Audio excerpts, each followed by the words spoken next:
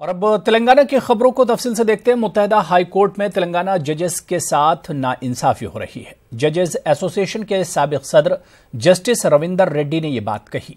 उन्होंने कहा कि जजेस के मकानात पर एसीबी के धावे हो रहे हैं। तेलंगाना रियासत के क़याम का अहम मकसद यहां की आवाम के साथ ओहदों में इंसाफ था, वो कमी आज भी देखी जा रही है। जस्टिस रविंदर रेड्डी ने कहा कि जब तक अलहदा तेलंगाना हाई कोर्ट का क़याम अमल में नहीं आएगा तब तक तेलंगाना जजेस के साथ इंसाफ की उम्मीद नहीं की जा सकती। 2019 जनवरी 1 నాడు ఆంధ్ర హైకోర్టు ఏర్పాటు అవుతుంది। తెలంగాణ హైకోర్టు కూడా అప్పటి నుంచి స్టార్ట్ అవుతుంది। కాబట్టి రెండు సెపరేట్గా హైకోర్టులు అయినప్పుడు తెలంగాణకు కూడా మనకు న్యాయం అవుతుందని మేము భావించాం। కానీ దానికంటే ముందే ఏం జరిగింది, ఒక ప్రక్రియ జరుగుతుందని తెలుసు।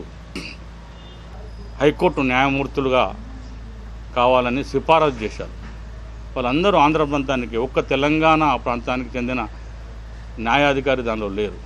ఇది చాలా అన్యాయంగా తెలంగాణ ప్రజలు, తెలంగాణ న్యాయవాదులు మేమందరం భావిస్తున్నాం। తెలంగాణ హైకోర్టులో తెలంగాణ న్యాయమూర్తులు ఉండాలి, కనీసం మెజారిటీ లేదా మైనారిటీ 9కి 1 ఉండకూడదుగా కదా, హాఫ్ ఉండాలి। అంటే అది సామాజికంగా కూడా మాకు న్యాయం అనిపిస్తుంది కదా। అన్ని రకాల మేము అనుభవించిన వివరాలు నేను చెప్పలేను, మీ అందరి ముందట నేను వివరాలు చెప్పలేను। కానీ ప్రతి ఒక్కరికి ఇప్పుడు ఇదంతా వ్యవస్థ ఎక్కడ జరుగుతుందని అంటే ఇదంతా ఎఫెక్ట్ ఇచ్చేది న్యాయవాదులకే, మనకు తెలుస్తలేదు। ఇప్పుడు నా విజ్ఞప్తి ఒకటేనండి। तेलंगाना में कांग्रेस उम्मीदवारों की फहरिस्त को कतियत दे दी गई है। जराये के मुताबिक आज रात या कल पार्टी उम्मीदवारों की फहरिस्त जारी कर दी जाएगी। तेलंगाना में टिकट के दावेदार बेशतर लीडर दिल्ली में कैंप किए हुए हैं और टिकट के लिए दौड़ धूप कर रहे हैं। टिकट से महरूम होने वाले लीडरों को दिल्ली तलब करके राहुल गांधी से मुलाकात कराई जा रही है। टिकट से महरूम लीडरों को हुकूमत तश्कील देने के बाद इंसाफ करने का भी वादा किया जा रहा है। स्क्रीनिंग कमेटी के इजलास में तेलंगाना से उत्तम कुमार रेड्डी, केजाना रेड्डी, मोहम्मद अली शब्बीर, मलुबट्टी, विक्रमारक, तेलंगाना इंचार्ज आरसी कुंटिया के अलावा 3 एआईसीसी सेक्रेटरीज ने भी शिरकत की।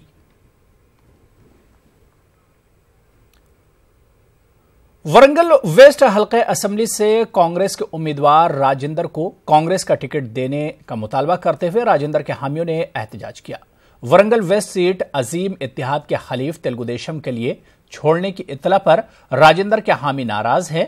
जीतने वाली सीट कांग्रेस को देने पर एतराज किया है।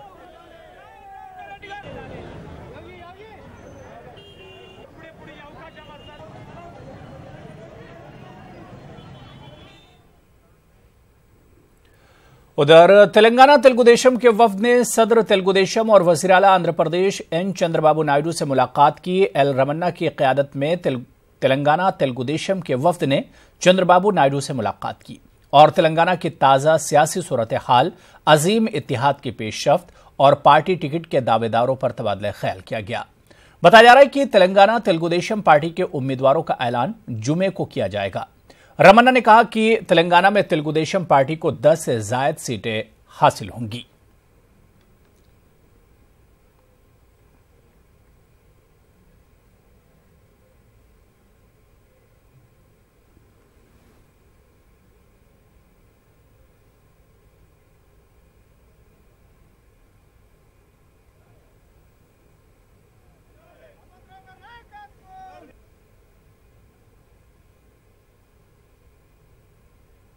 ఎన్టీఆర్ భవన్ హైదరాబాద్లో ఏదైతే ఆలోచన నిర్ణయించుకుంటుందో ఆ నిర్ణయాన్ని రాష్ట్ర పార్టీ ఎప్పటికప్పుడు సమాచారం ఇస్తుంది। దానికి అనుగుణంగా వారు అనుమతి ఇచ్చేటువంటి అంశాలను తెలంగాణలో ఉండే లక్షలాది మంది పార్టీ సభ్యులకు, కార్యకర్తలకు సమాజానికి తెలియజేసి విజయపథంలో ముందుకెళ్తాం।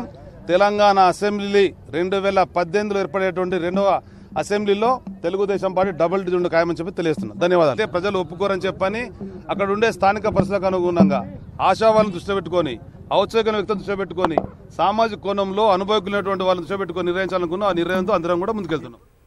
इनकलाबी शहर गदर ने आज तेलंगाना के चीफ इलेक्टोरल अफसर रजत कुमार से मुलाकात की। उन्होंने अवाम में इलेक्शन से मुतालिक शऊर बेदार करने के लिए 15 दिसंबर को जिला आदिलाबाद का दौरा करने का ऐलान किया। गदर ने टीआरएस सरबराह के चंद्रशेखर राव के खिलाफ गजवेल हल्के असेंबली से मुकाबला करने का अज़्म जाहिर किया।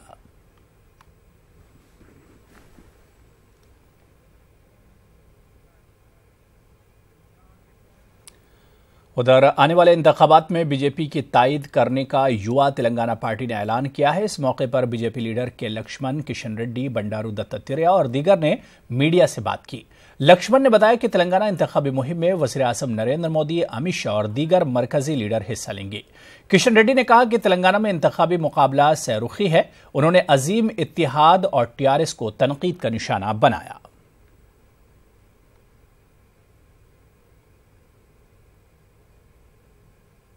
ఈ నెలలో ప్రధానమంత్రి వచ్చే అవకాశాలు ఉన్నాయి. అమిత్ షా గారు కూడా మళ్ళీ వస్తారు. 3 సభలకు ఈ పాటికే ప్రధానమంత్రి గారి సభల విషయంలో కూడా ఏర్పాట్లు జరుగుతున్నాయి. మొదట ఎక్కడ అవకాశం ఉంటే అక్కడ మొదట మేము ప్రకటిస్తాం. बीजेपी के साथ जो आते हैं कौन है? हम दिए ना भाई, 2 मुस्लिम कैंडिडेट दिए.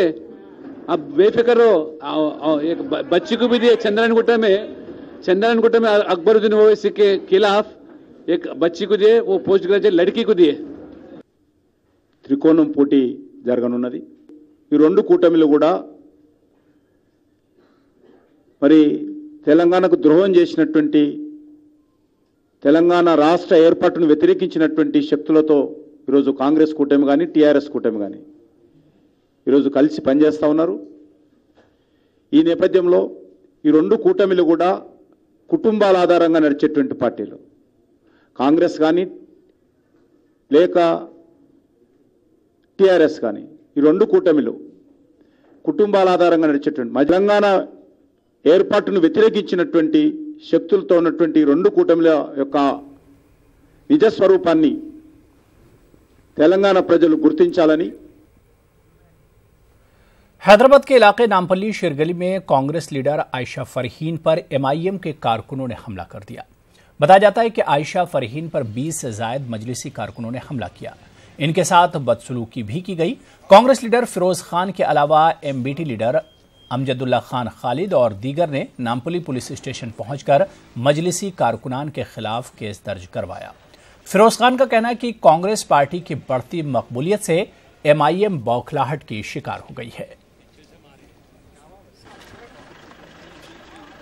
जो अपने आप को वर्कर बोलते हैं, जो वो लोग अपने घर के पास आके रात में सुने साहब ये अपने कैंपेनिंग कर रहे थे साहब, तो उससे जब उनसे इंक्वायरी करे कि भाई इतनी रात को कैंपेनिंग है तो तुम कौन होते, वो करते बल्कि गैर जरूरी भैसा करे, तो बोले भाई आप लेडीज है, भाई आप जाइए, आप रात में ऐसा ये कर रहे हैं, आप पुकारे मत, आप जाइए। नहीं अब भी ठहर, मैं अभी बुलाती हूँ, बल्कि हस्बैंड को बुलाया उनके बुला के उनसे गालियां गलौज, आते गालियां दे के सीधा आंख पे आ गए साहब, मारने आ गए। फिर हमारे जो फिरोज खान साहब जो बहुत ही जिम्मेदार है, अपने आप को बोल लेते और लोगों का हमदर्द बोल देते, उन्होंने आके क्या बोल रहे मालूम है कि तुम ये लेडी पे अटेम्प्ट टू रेप करे।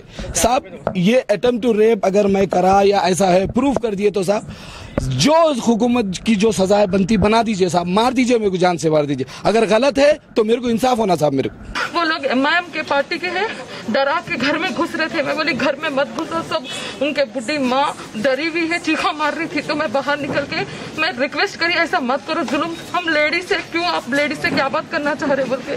तो क्या करती, एमआईएम का इलाका है तो क्या कर ले सकती, कहीं को आई यहाँ पर हमारा बगैर परमिशन के ये एमआईएम के घर में दूसरी कोई औरत नहीं आना बोल के डरा के मेरा बुर्खा फाड़ के मेरे आंख पे साल एक साथ वो लोग प्लान करके अलग अलग जगह बैठे हुए थे, पूरे एक साथ मिलके मेरे को घेर के नीचे गिरा के पूरा बुर्खा फाड़ के अलग अलग जगह थी एमआईएम का गढ़ है बोल के मिल के मेरे को इज्जत पे हाथ डाले। मैं सूरत दिखाने के लायक नहीं हूँ आज। मैं एमआईएम के चंद कारकुन इनकी इज्जत पे आए, इनका बुर्खा फाड़े, इनके कंप्लेंट की बुनियाद के ऊपर 354, 355 रेड विथ 34 आईपीसी और केस नंबर 250 ऑफ 2018 अभी रजिस्टर किया गया। और ये एक पॉलिटिकल पार्टी एमआईएम जो मुसलमान का हमदर्द बोलती, डेवलपमेंट है तो कुछ नहीं करे ये लोग, बड़े बड़े बकवे तो करते, जज्बाती बातें तो करते, और एक मुसलमान औरत का बुरखा खींचते, कितनी गलत बात है। मेडचल जिले के मलकाजगिरी में नामालूम अफराद ने तेलंगाना जना समिति के दफ्तर पर तोड़फोड़ की। शरपसंदों ने दफ्तर में दाखिल होकर बड़े पैमाने पर नुकसान पहुंचाया, बैनर फाड़ दिए गए, फर्नीचर को नुकसान पहुंचाया। बरहम जना समिति कारकुनों ने दफ्तर में तोड़फोड़ करने वालों के खिलाफ सख्त कार्रवाई की अपील की है। तेलंगाना जना समिति कारकुनों ने इस वाकये के लिए अपोजिशन को जिम्मेदार ठहराया। पुलिस ने केस दर्ज करते हुए तहकीकात का आगाज कर दिया है।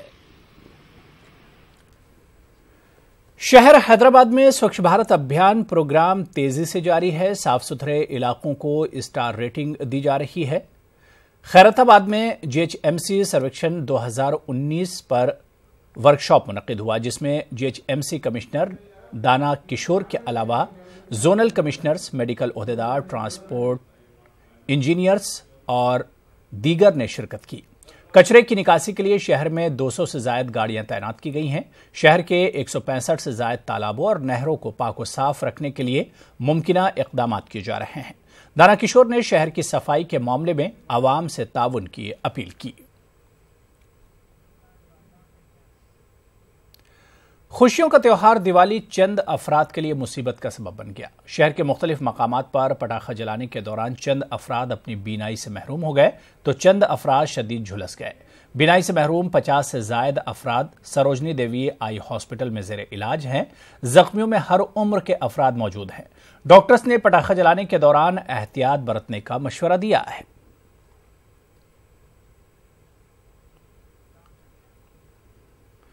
हैदराबाद में तिलगुतली फ्लाईओवर के करीब तेज रफ्तार कार पलट गई। कार में सवार तीनों अफराद शदीद जख्मी हो गए, जिन्हें करीबी दवाखाना मुंतकिल किया गया। पुलिस की इत्तला के मुताबिक कार में सवार तीनों अफराद ने कसरत से शराब नोशी की थी। तेज रफ्तार कार तवाजुन खोकर दरख्त से टकरा गई। पुलिस ने केस दर्ज करते हुए तहकीकात का आगाज किया है।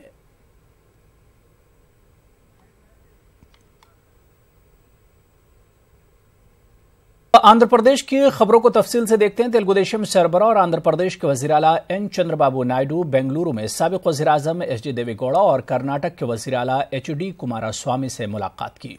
चंद्रबाबू नायडू आइंदा साल लोकसभा इंतखाबात में बीजेपी को नाकाम बनाने के लिए अपोजिशन पार्टियों को मुत्तहिद करने की कोशिश कर रहे हैं।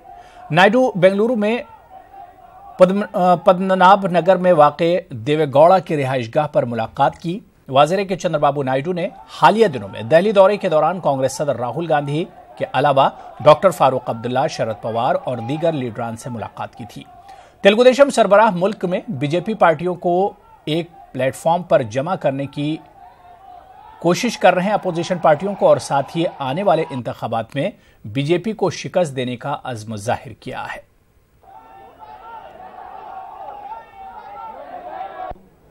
It is the responsibility of all secular parties, including Congress, to come together to replace the NDA government. In that connection, Chandrababu Naidu ji has taken the lead to consolidate all the secular parties to come together to remove this NDA government and to end the NDA government rule in 2019.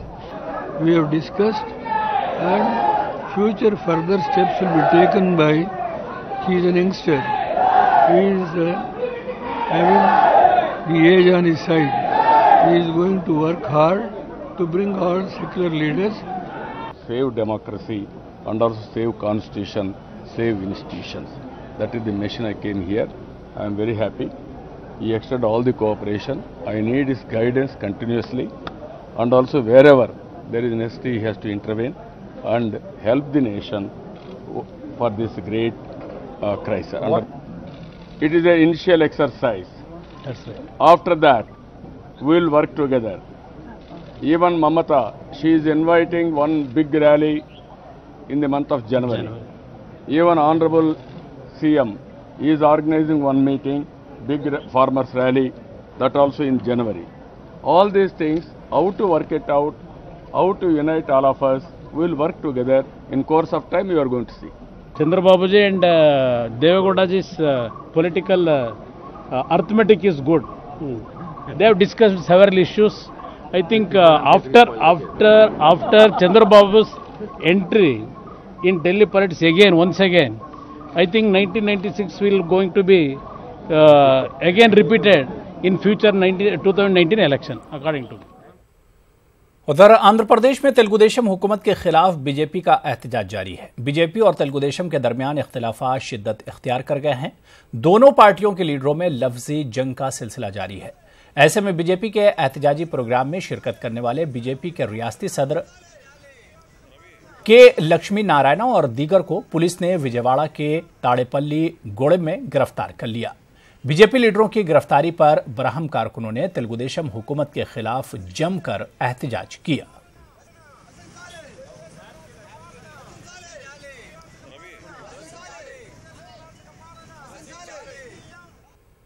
बल्दिया अदूनी की जानिब से गोदरशाह कब्रिस्तान अदूनी में सड़कों के तामीराती कामों के लिए 15 लाख रुपए की मंजूरी दी गई।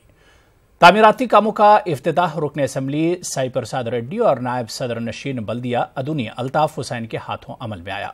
साई प्रसाद रेड्डी ने बताया कि कब्रिस्तान में सड़कों को तामीर और मरम्मत की जा रही है, रोशनी का नज्म भी किया जा रहा है। आज कब्रिस्तान के अंदर ये रोड डालने का काम चालू गया है। इसमें सादात करम से कुछ स्टार्ट किया गया है। म्यूनिसिपालिटी के अंदर तकरीबन 15 लाख रुपए की लोड इसमें डाल रही है। 500 मीटर 15 लाख रुपए की 500 मीटर तक डालती। तो 8-9 महीने पहले 8 लाख रुपए के थावे भी डाले कब्रिस्तान में, ये कब्रिस्तान में, वो कब्रिस्तान में। ये कब्रिस्तान का काम अल्लाह हमारे से करा लिया। अल्लाह का बहुत बड़ा एहसान। हमें कब्रिस्तान रहते, मस्जिद रहते, दरगाह रहते, मैं कोशिश करूँ वो भी काम कराने का कोशिश करता हूँ।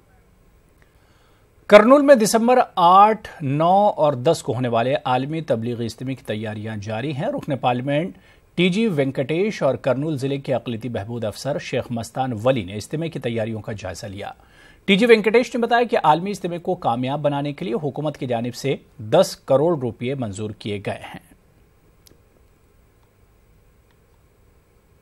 सबसे एक शादी खाना भी 1 करोड़ रुपए का तोहफा भी बोला है। मैं government, state government Chandrababu Naidu 10 crore sanction करें।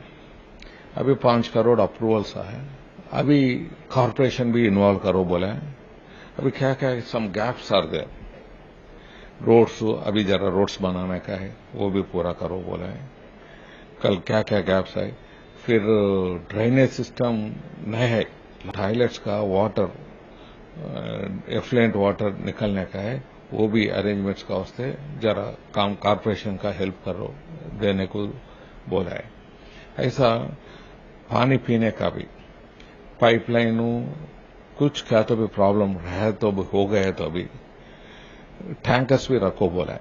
पावर गया तो जनरेटर रखने का है, वो भूल गया है, वो भी बोला है जनरेटर भी रखो बोला है। और अब बात करते हैं मौलाना आजाद की शख्सियत के साथ हुई नाइंसाफी की।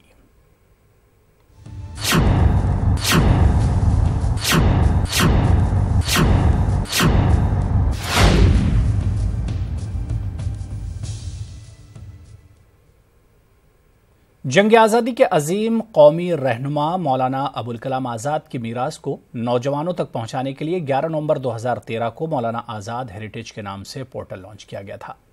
लॉन्च होने के 6 माह के बाद 2014 में पोर्टल बंद हो गया।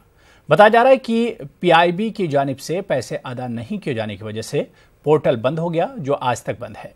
साबिक मरकज़ी वज़ीर बराए अक़लियती उमूर के रहमान खान के हाथों इस पोर्टल का इफ्तिताह हुआ था। मैं हुकूमत हिंद से ये मांग करता हूँ कि वो मौलाना साहब जो कि इंस्पिरेशन है हजारों लोगों के, उनको प्रमोट करे, उस वेब पोर्टल को प्रमोट करे ताकि मौलाना साहब के बारे में इस मुल्क का नौजवान जान सके। मौलाना आजाद की शख्सियत को पूरी दुनिया में फैलाया जाए, पूरी दुनिया में लोगों के सामने मौलाना आजाद की शख्सियत को रखा जाए। और जब मौलाना आजाद की शख्सियत को पूरी दुनिया में हम रखेंगे तो हर कोई जानेगा और कहेगा वाकई मौलाना आजाद जैसा एक ऐसा और सहाफ़ी और जर्नलिस्ट और मुदब्बिर मुफस्सिर इस दुनिया में बहुत जरूरत है। मुझे लगता है कहीं ना कहीं मौलाना आजाद ने जो अपना आज़ादी के लड़ाई में किरदार अदा किया है, उनके ऊपर भी काम होना बहुत ज़रूरी है। वो जो वेब पोर्टल बंद हो गया था उसको खुलना दोबारा ज़रूरी है। ये बहुत अच्छा मौका है इस वक्त जो चल रहा है। मुझे लगता है अगर इस दौरान हुकूमत हिंद थोड़ा सा मतलब अगर अपने हमारे लिए कुछ करना चाहती है, आज़ाद के लिए कुछ करना चाहती है, तो उनको ये पोर्टल दोबारा से खोल देना चाहिए। कि अगर हम अपने जो आज़ादी के लिए फाइटर्स थे, जो मुजाहिदीन थे, उनको भूल जाएंगे तो हम माजी को अगर भूल जाएंगे तो मुस्तकबिल के अंदर क्या करेंगे। इसलिए हम गुजारिश करते हैं कि उसको जो है दोबारा से बहाल किया जाए। ये मेरी गुजारिश नहीं, ये मौलाना आज़ाद के जितने भी यहाँ के स्टूडेंट्स हैं, और खाली मौलाना आज़ाद के स्टूडेंट्स नहीं, जितने भी हिंदुस्तान के अंदर अच्छे जहन रखने वाले लोग, अच्छे स्टूडेंट्स हैं मुख्तलिफ यूनिवर्सिटी से, उन सब की यही मांग है कि उस पोर्टल को दोबारा बहाल किया जाए। ये वेब पोर्टल को जारी कर देंगे मौलाना आज़ाद के नाम से, तो हम उसको उनके बारे में जान सकेंगे, क्योंकि वो एक इतने माहिर शख्सियत है हिंदुस्तान के। इसीलिए हम इल्तिजा कर रहे हैं कि मौलाना आज़ाद के बारे में और मौलाना आज़ाद की जो सोच थी उस सोच को हम हमारे हिंदुस्तानियों तक पहुंचाएं। मौलाना अबुल कलाम आज़ाद की मीरास पर मबनी पोर्टल बंद होने पर मानू के चांसलर ने अफसोस का इजहार किया। न्यूज़ 18 उर्दू के खुसूसी प्रोग्राम में मानू के चांसलर फिरोज बख्त ने कहा कि हम बहुत जल्द इसे शुरू करने के लिए कोशिश करेंगे। मैंने अभी सुना आपको, और बड़ा शॉकिंग है मामला कि वो शख्स के जो एक ऐसे इंडिया की जिसने तामीर की जो कि सबके लिए है, और जिसकी बात हमारे प्राइम मिनिस्टर सबका साथ सबका विकास की करते हैं। दरअसल ये जो मामला है मेरे ख्याल से मौलाना आज़ाद से ही उन्होंने लिया है, इसमें कोई दो राय नहीं है। और ये जो पोर्टल का आपने मामला डिस्कस किया है, बहुत ही अफसोसनाक पहलू है।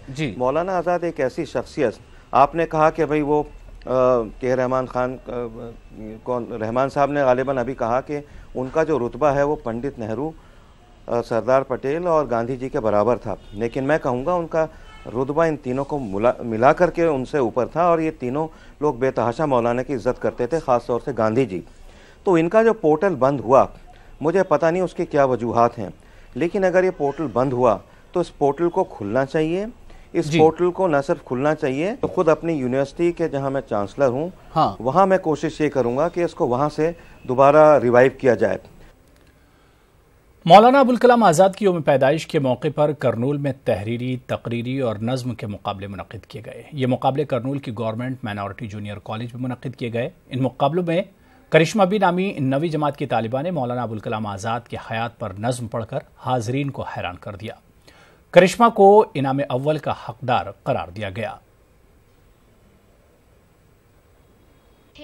आज़ाद प्यारे आज़ाद, अच्छे आज़ाद प्यारे आज़ाद, हमारी आँखें तारे आज़ाद, सीधे साधे भोले भाले, सीधे साधे भोले भाले, तुम थे अच्छी आदत वाले। देखो देखो इनकी हस्ती, लीडर हो तो इनकी जैसी, कभी न गुस्सा करने वाले, कभी न गुस्सा करने वाले, हर मुश्किल को हंस के निभाएं, वक्त पर हर काम को कराते, कभी किसी को ना रुलाते। देखो देखो इनकी तसानीफ, जिंदा जाविद इनकी तसानीफ, सहाफतों इनकी ऐसी, सहाफतों इनकी ऐसी, अल हिलाल और बिलाग जैसी, लीडर थे वो, शायर थे वो, तालीम के मिनिस्टर थे वो, अच्छे आज़ाद प्यारे आज़ाद, अच्छे आज़ाद प्यारे आज़ाद, हमारी आँखें तारे आज़ाद, हमारी आँखें। आगे बढ़ेंगे। आंध्र प्रदेश के वजीर तालीम जी श्रीनिवास ने बताया कि 15 नवंबर से विशाखापट्टनम में टेक फेस्ट का आगाज वजीर आला एन चंद्रबाबू नायडू के हाथों होगा। उन्होंने बताया कि इस कॉन्फ्रेंस के लिए तमाम तैयारियां मुकम्मल कर ली गई हैं। उन्होंने बताया कि वैजाग में एक यूनिवर्सिटी कायम की जा रही है।